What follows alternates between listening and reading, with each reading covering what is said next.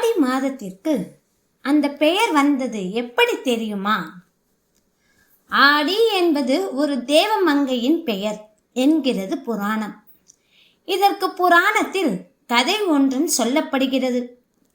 ஒரு சமயம் பார்வதி தேவி சிவபெருமானை பிரிந்து தவம் செய்யும் நிலை ஏற்பட்டது.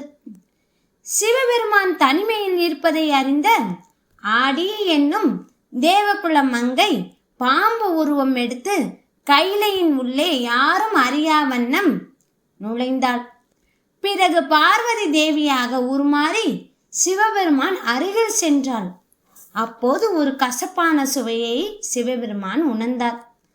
தன்னை நோக்கி வந்தவள் பார்வதி அல்ல என்பதை அறிந்து தன் சூளாயுதத்தால் ஆடியை அழிக்க முயன்றார்.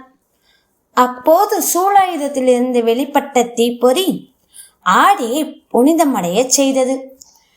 அவள் சிவபெருமானை வணங்கி, ஒரு நிமிடமாவது தங்கள் அன்பான பார்வை என் மீது பட வேண்டும் என்பதற்காகவே இவ்வாறு நடந்து கொண்டேன், என்னை மன்னித்தருள வேண்டும் என்று வேண்டினாள்.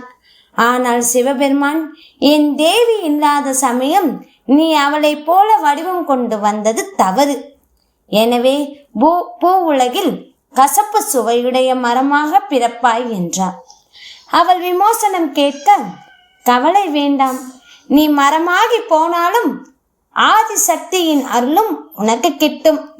சக்தியை வழிபடுவது போல் உன்னையும் வழிபடுவார்கள்.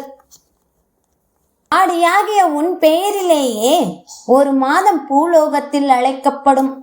அந்த வேளையில் நீ கசப்பு குணம் கொண்ட மரமாக இருந்து மக்களுக்கு நல்லதை செய்வாய் என்று அருளினார்.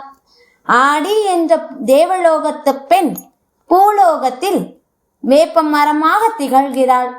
ஈசனின் சாபமே அவளுக்கு வரமாக மாறியது. தெய்வ அம்சம் பொருந்திய வேம்பு ஆதிசக்தியின் அம்சமாகவும் உள்ளது. நோய்கள் பலவற்றை குணமாக்கும் சக்தி கொண்டவளாக திகழ்ந்தாள் அந்த பெண். நன்றி.